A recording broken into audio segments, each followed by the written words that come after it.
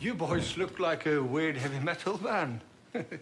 Yes, we are a band. Really? Yeah. So what do you play? Symphonic post-apocalyptic reindeer grinding Christ abusing extreme war pagan Fennoscandic metal. Right. Really interesting.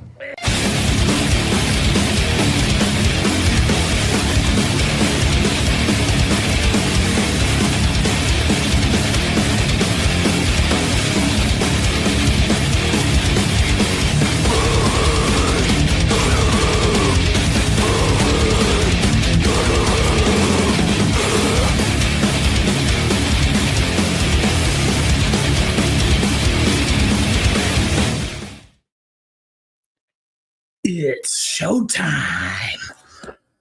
All right. DJ Anubis here with you on the Mortal Kombat podcast.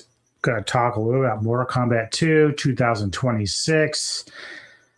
Got a lot to talk about here. A lot to talk about. So, I've been putting off this review for a little while, mainly because I've been trying to just think about how I wanted to say this about the new Mortal Kombat.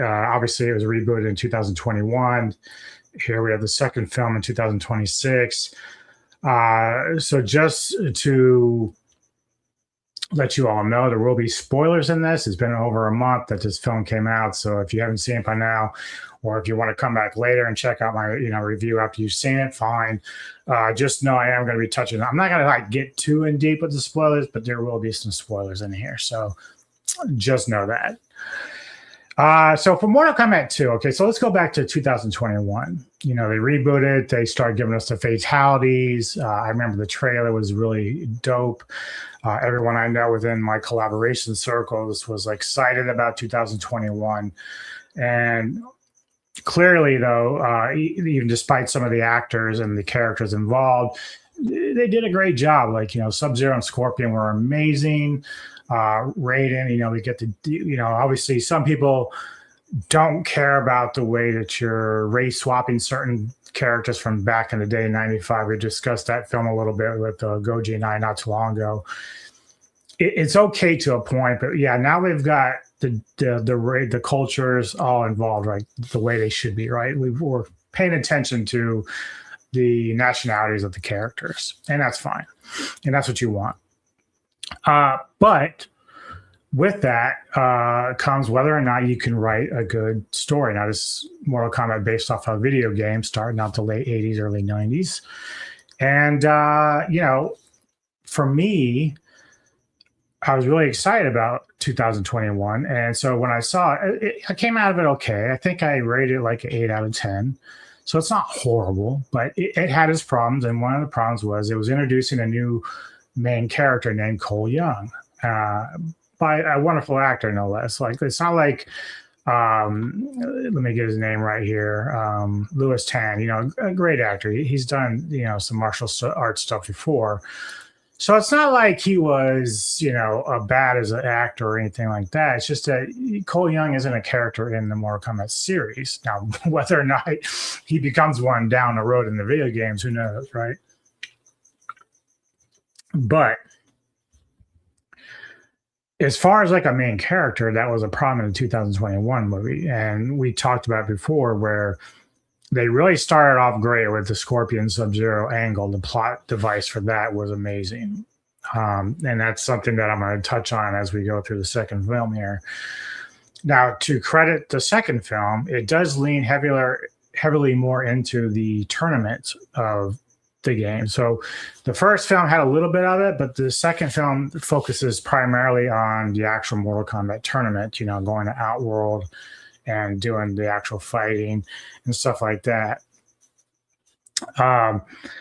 This second film gives more credence to, whereas the first film was on Cole Young and Scorpion and Sub-Zero, this one focuses on Johnny Cage and Katana. The characters played by Carl Urban and Adeline Rudolph. And first I'll say that I love Carl Urban, so don't get me wrong here with this. I don't want to sound like I dislike him. In fact, I think his best role is Dredd, 2012. So I kind of wish we would get more of that, even though it's been a while now. But the other thing is Carl's playing older version of Johnny Cage, who's washed up actor, and so not really outside of his acting, he's not really that brave to start. He's kind of, even when he starts going into Outworld, when he gets pulled in by Raiden and Sonya, he's kind of like, nope, send me back. I want to go back. I don't want to be done with this because it's real life shit. It's like real life. You can die, and this tournament. So, but Cage has this impact that Raiden believes is going to be important to, the success of the Earth realm. So, and in a way he does. But to be honest, this whole film is more based on Katana, which I'm fine with. I love Katana. So, again, we've got Johnny, Jax, Liu Kang, and Sonya behind him.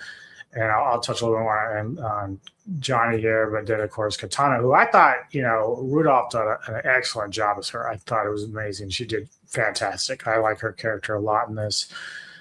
Perfect for the role. Not that Soto wasn't good in the first film back in '95, but I did really like Adeline in this one.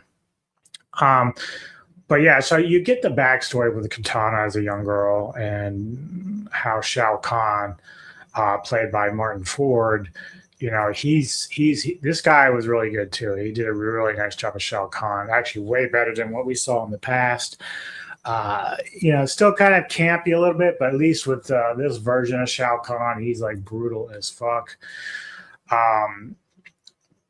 And so obviously you get this background between Katana and then, of course, the background a little bit with Johnny Cage, where he's at some sort of Comic-Con and he's not really getting much action in terms of fan base because he's long forgotten. Even when he gets a fan, which is an interesting point of the movie early on, where a fan really loves his work, Johnny kind of downplays it, saying, who wants to see a washed up Johnny Cage in another movie? And this guy's like, I would.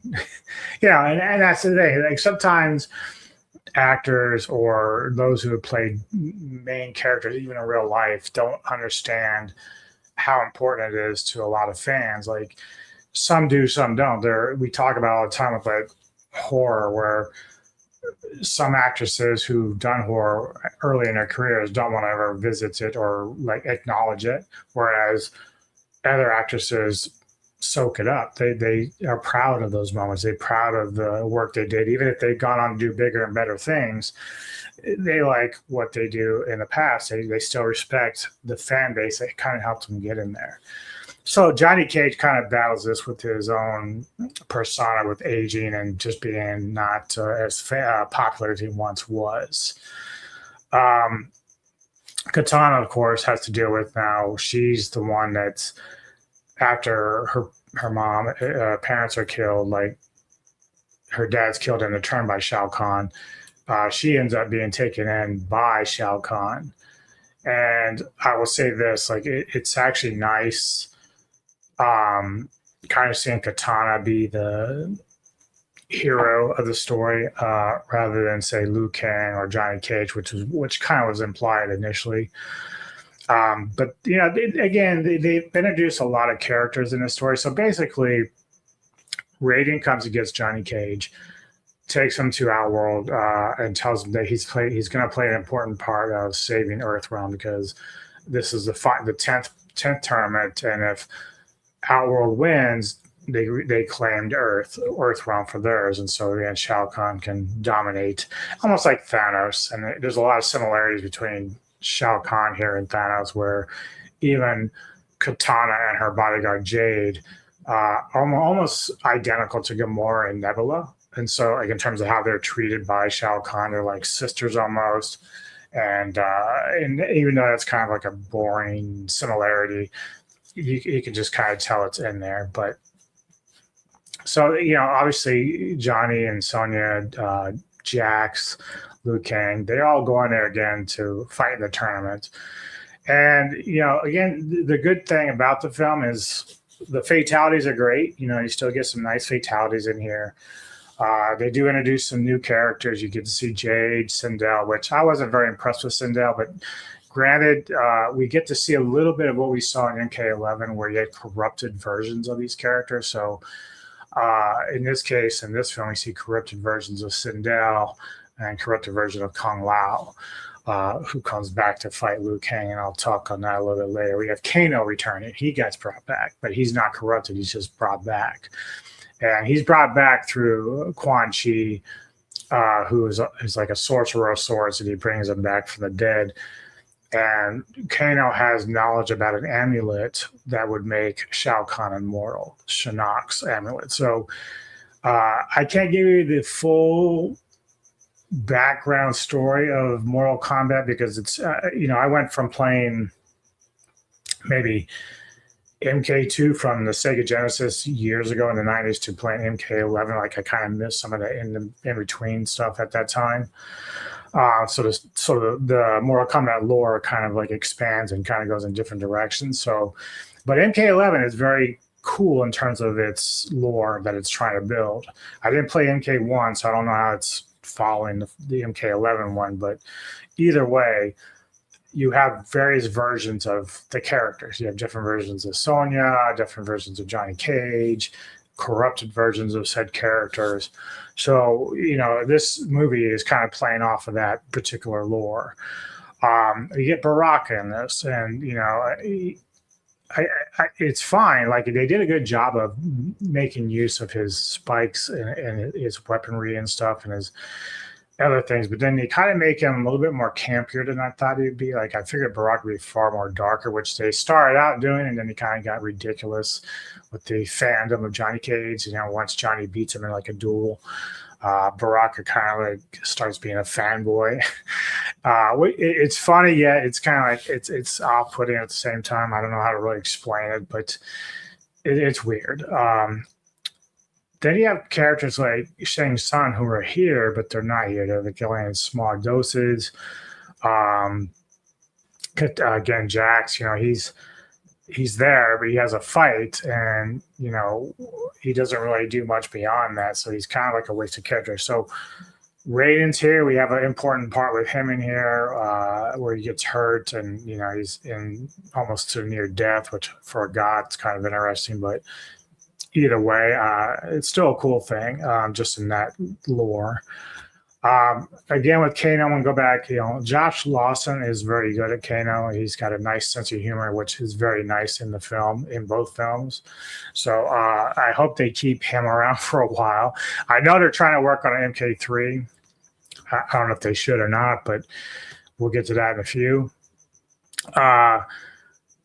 Kung Lao comes back as a corrupted version. His fight with Liu Kang is one of the best in the movie. Let me get this guy's name just so I'm not. Where is it? Max Hong. So the guy that plays Kung Lao, man, he is really good, really good. Not that Ludi Land, who plays Liu Kang, isn't bad. Like, they're both very good actors. But Max, like, he fucking understands Kung Lao, like, and the way that they use the CGI to do his hat spins and shit like that, and the teleportation, like, it's fucking cool as shit. And that fight is like just amazing on so many levels. It's one of the best ones in there. It's only up there with like from the first movie where you had Scorpion and Sub-Zero, so it matches that very well. In fact, it might be a little bit better, just in terms of actual fighting. We get some Scorpion in this, and this is kind of like where I'm kind of running my problems a little bit, not totally, but a little bit. So Scorpion, or I forget his other name that he is, his actual name, but he's in which is basically Earthrealm, right? He was killed long ago by Sub-Zero, came back as a sort of a spirit, of fire. I forget, the demon spirit or whatever he is. And that's how he fought Sub-Zero in the first movie. So he's in this like purgatory in the death realm. And so at one point, John and them have to go and kind of find him as a guide to go find Bihan's, because Bihan's Sub-Zero is dead too.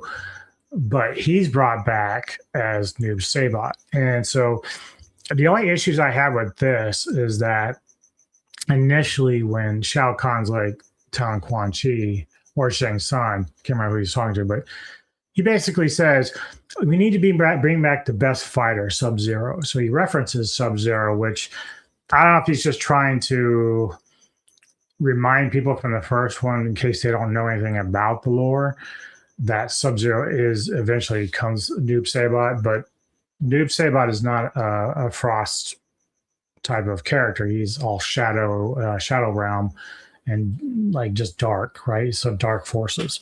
He has nothing to do with any kind of ice or frost. And so I was a little bit disappointed in that part. I knew would be in this, which is fine. I do like that character when I play the game and the lore, but again, like it just was a weird reference. Like you should have just said, bring back Bihan. Like saying you're gonna bring back Sub-Zero when it's not really Sub-Zero is kind of a foobar on the terms of the script writing.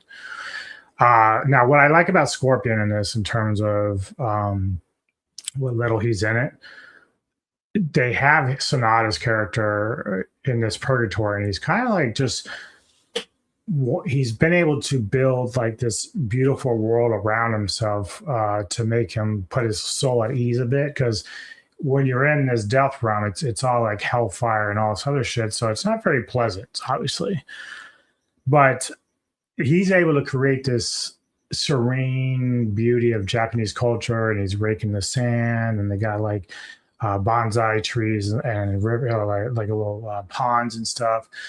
Very nice thing. And of course, it's all in reference to his longing for his missed wife and child who were killed by Sub-Zero in the first film, which again, cool shit. Like you're taking risk, and that's cool.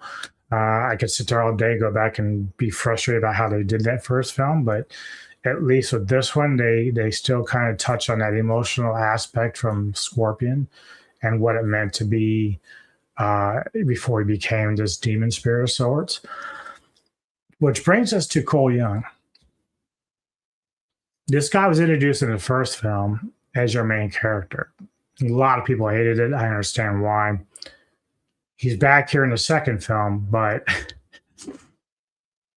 he gets taken out by Shao Kahn, like in a great way. Like Shao Kahn fucks him up hard. And this is, of course, after Shao Kahn, of course, becomes immortal. So in some ways, Cole is able to handle himself and actually puts a death blow on Shao Kahn, but because of that immortality, Shao Kahn's able to like heal himself and come back and then finally finish off Cole Young. So we've basically said, we've introduced this character from the first film, made him pretty irrelevant in the second film, and we've just killed him off. So, but because we have the power of resurrection in this film and in the lore, we may see Cole Young again. You just never know. Like that's the thing now. That's something that's going to probably happen, because towards the end of this film, they end up getting Quan Chi, and they're going to try to force him to resurrect some of their fallen foes, our fallen friends.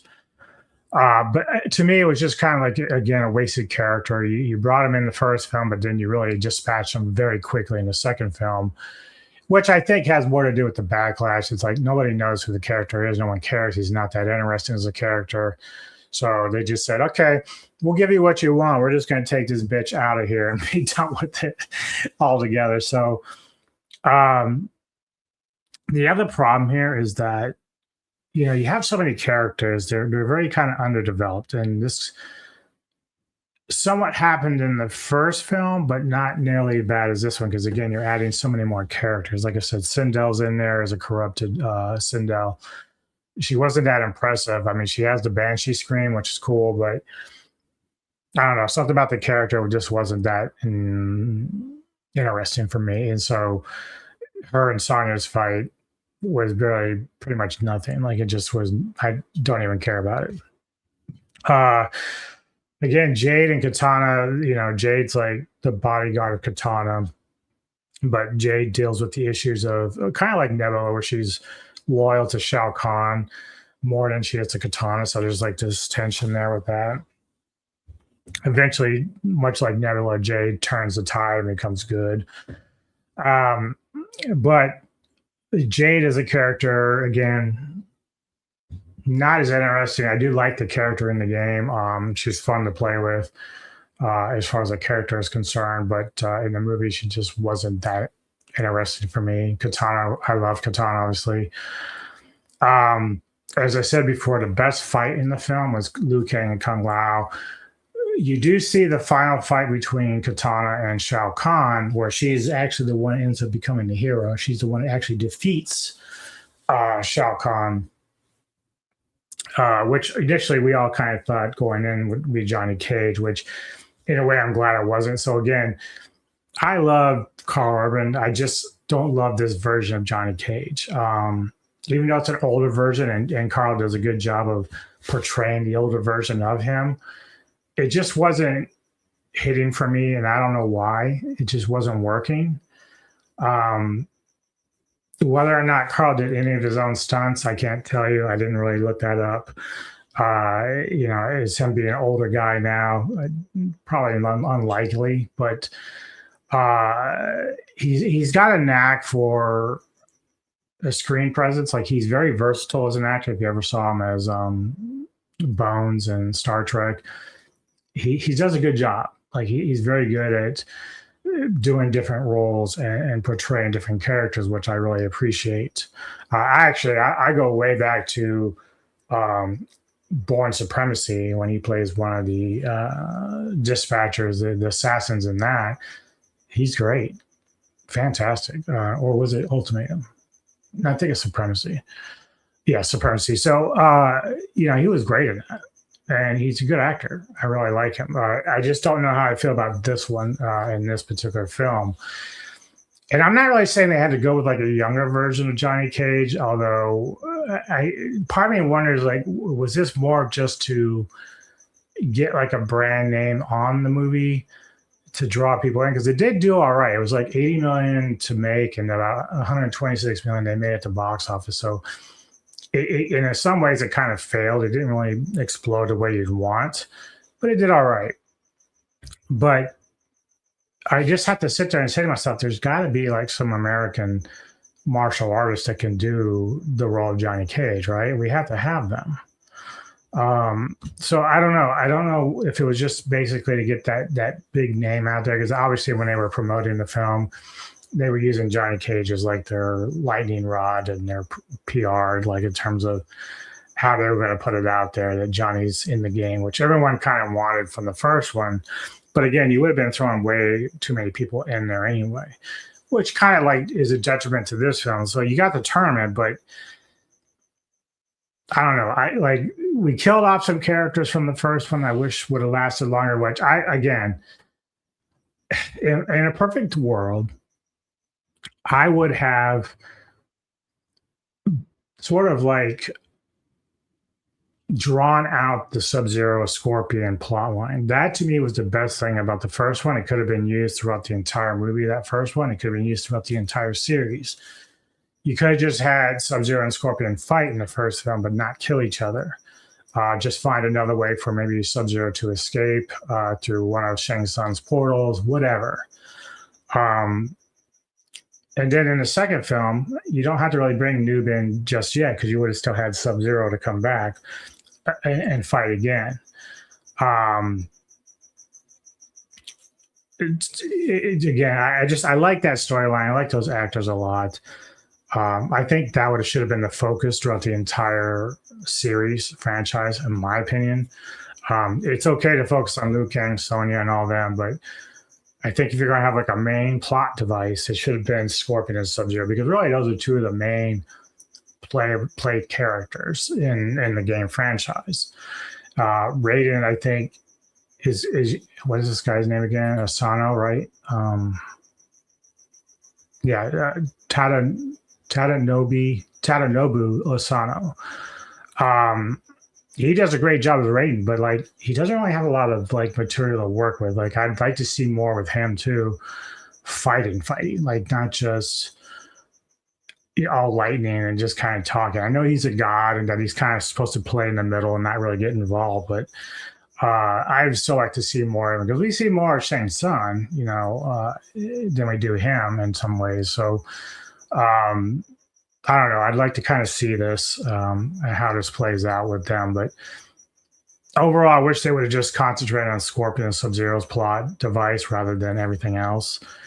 Again, Shao Kahn was cool, but how do they go from here? Like, are they going to bring Shao Kahn back? Because I kind of forget like where they even go from this in terms of the lore.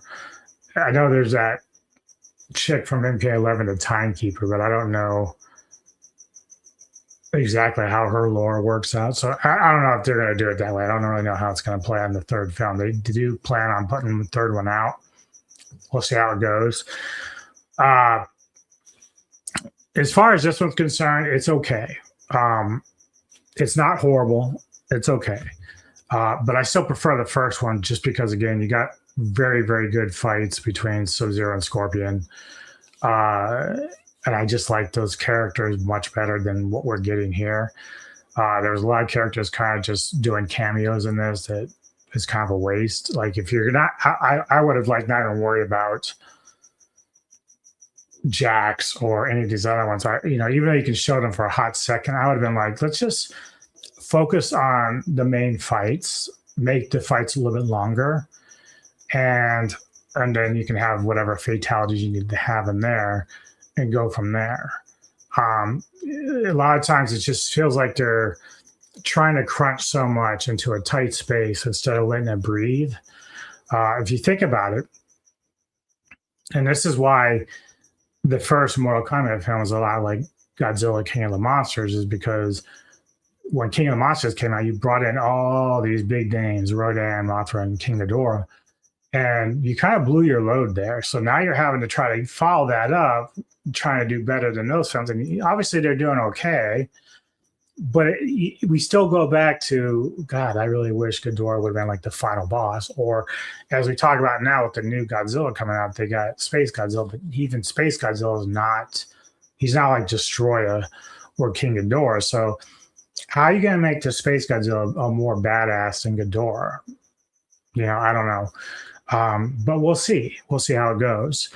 But in the first Mortal Kombat, you had Scorpion and Sub-Zero. That was like the best thing about it. And so you basically blew your load there. Now, I know part of it is they have to see how it does before they can even think about doing anything beyond it. But for me, they could have worked your way up through that and still kept those two characters alive, because you could bleed that. You can bleed blood from a stone with those two characters. You don't have to rush to get them out of the way and then bring them back in other ways. Like Noob Saibot's a cool character, but again, gone. He's toast, So, but with the resurrection stuff, we may see all these guys again. One thing Liu Kang stated when he fought Kung Lao is that I'll find a way to bring your soul back, as a corrupted Kung Lao is not a good guy. But overall, it's an okay film. It's not as good as the first. It's around the same wavelength. So I'm going to give this a 7.5 out of 10. Again, not horrible, not great. I'm not sure what it is that's missing so much. I mean, I could sit here all day and nitpick it, but a lot of it just has to do with the story itself and how you're going to bleed it through.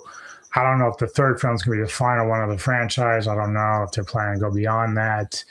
But I think you have to get a little more creative with your plot device and maybe cut back on the characters so much. I know there's a lot of characters to deal with. You have so many to choose from. I just want to be able to have a meteor type of development for the characters. Like, it's just right now we're kind of just pushing them through without any real beef to them. So I'm not expecting Oscar-worthy type plots or storylines, but come on, let's do better. Let's get a little bit better with this and up the ante, as they say. Let's do this. Have fun, but let's do something a little bit better and make it a little bit more smarter as a film. So 7.5 out of 10. Let me know your thoughts, man. What do you feel about the film? Do you think I'm off the mark? Hit me up in the comments. Like and subscribe. Support the Metal Time Video podcast. I appreciate all the support, obviously. We'll see you next time. Have a good day.